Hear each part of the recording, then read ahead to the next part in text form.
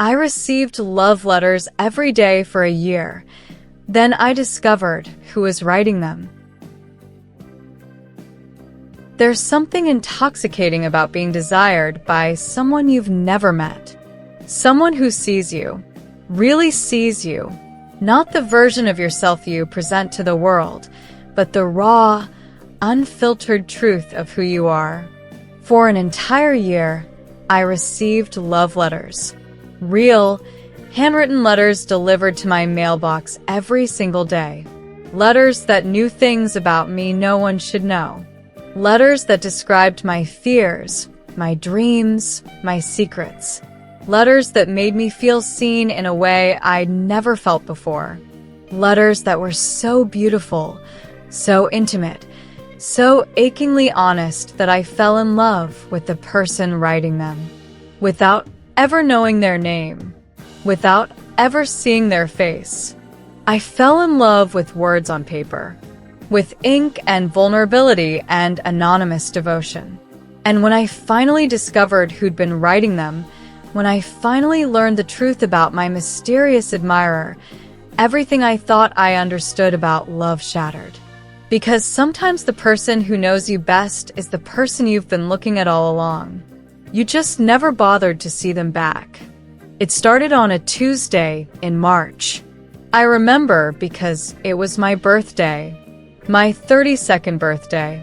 I was living alone in a small apartment in Portland, working as a copy editor for a literary magazine, spending my days correcting other people's words while my own stories sat unfinished in desk drawers. I'd convinced myself I was content, that this quiet, solitary life was what I wanted, that I didn't need the mess and chaos of relationships, that I was fine being alone. But the truth was I was lonely, desperately, achingly lonely. The kind of lonely that makes you talk to yourself in empty rooms. The kind that makes you linger in coffee shops just to hear other people's conversations. The kind that sits in your chest like a stone, heavy and cold, reminding you with every breath that you're going through life unnoticed, unseen, unloved. That morning, I went downstairs to check my mail. Birthday cards for my parents. A postcard for my sister, who was backpacking through Europe. And an envelope. Cream-colored. Expensive paper. My name written in elegant handwriting across the front. No return address. I opened it standing right there in the lobby. The letter inside was a single page. The handwriting was beautiful, careful, each word deliberate. It said, "I've been watching you, not in a way that should frighten you, though I understand if it does. I've been watching the way you exist in the world, the way you carry yourself like you're apologizing for taking up space. The way you smile at strangers who never smile back. The way you sit alone in that corner coffee shop every morning, reading books that make you cry in public. I've seen you, really seen you, and I wanted you to know that someone notices. Someone sees the beauty in your loneliness.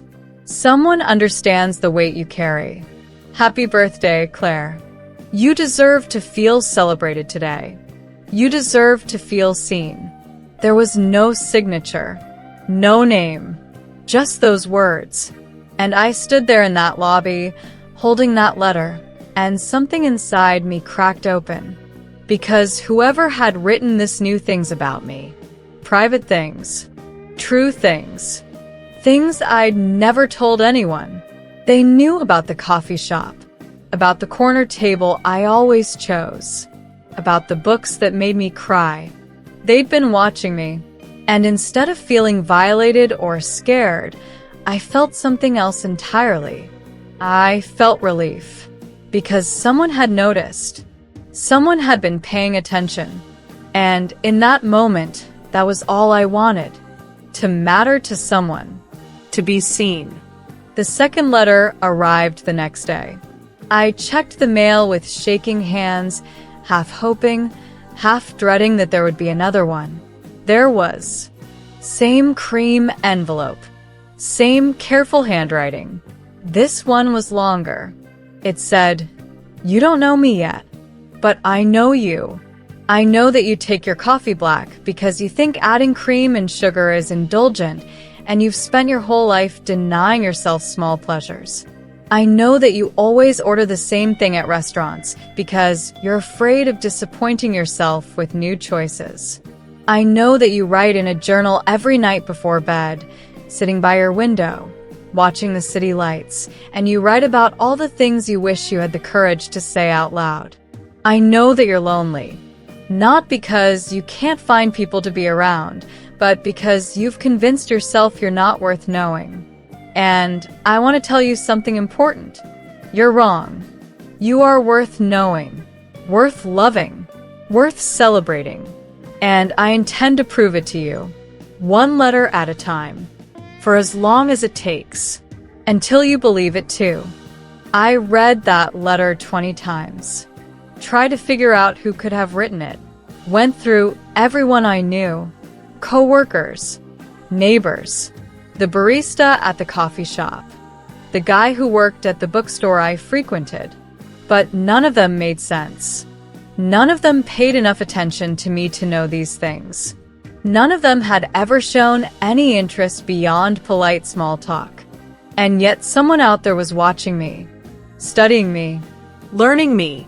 And instead of calling the police, instead of feeling threatened, I found myself waiting for the next letter, anticipating it, craving it, because for the first time in years, someone was making me feel like I mattered, like I was interesting, like I was worthy of attention.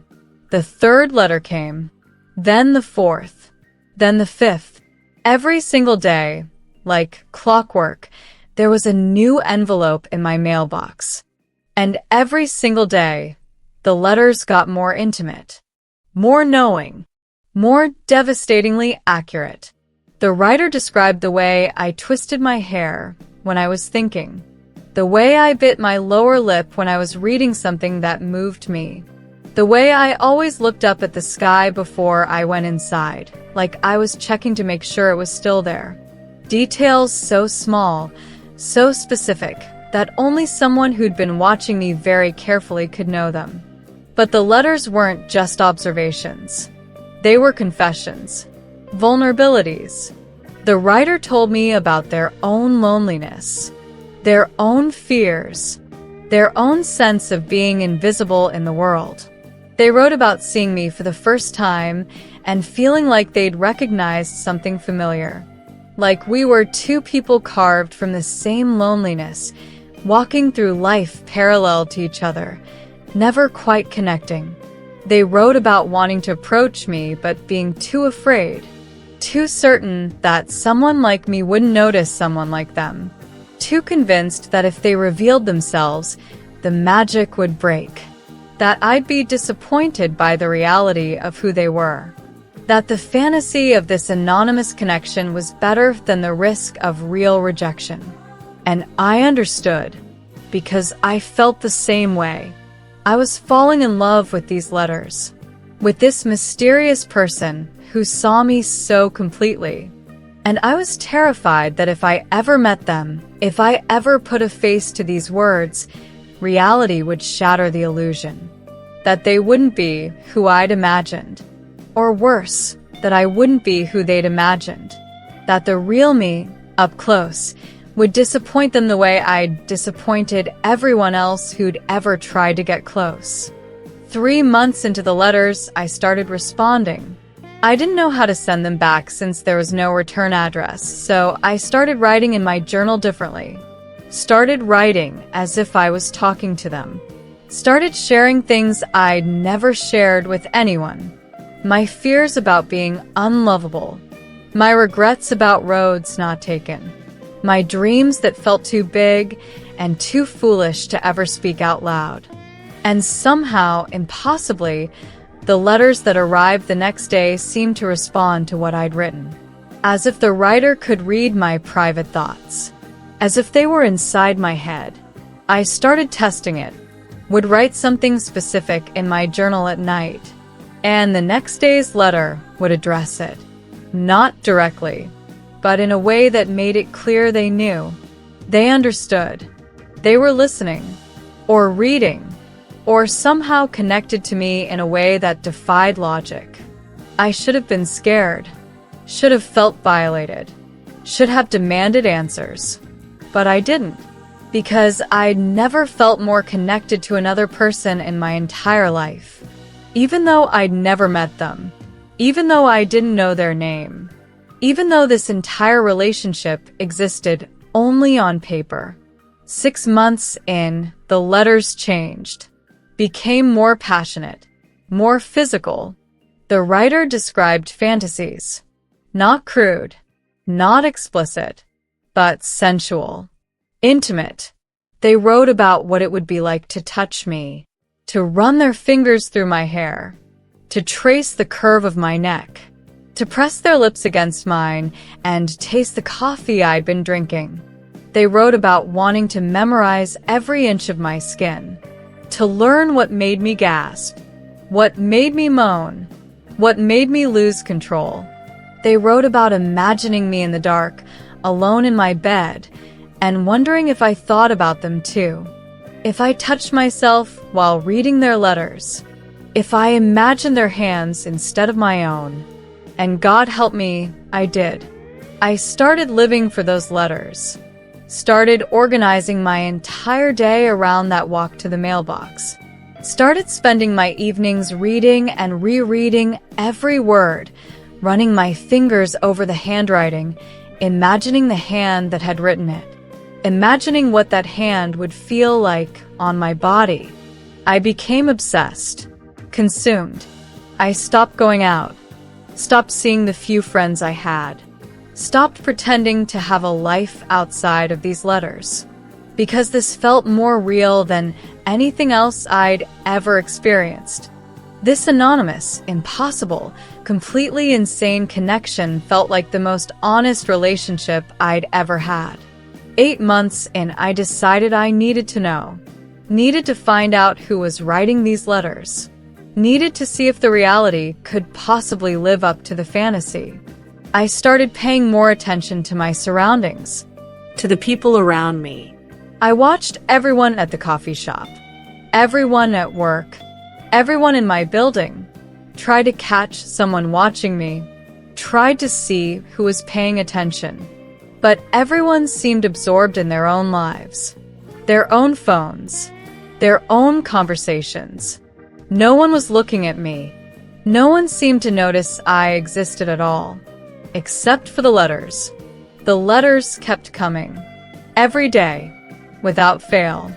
I started leaving notes in my mailbox. Simple messages. Thank you. I want to meet you. Please tell me who you are. But the letters that came back never acknowledged my notes. Never responded to my pleas. Just continued as if I hadn't asked. As if the writer wasn't ready. As if revealing themselves would break something precious and fragile. And maybe they were right. Maybe knowing would ruin it. Maybe this anonymous devotion was only possible because we never had to face the disappointment of reality.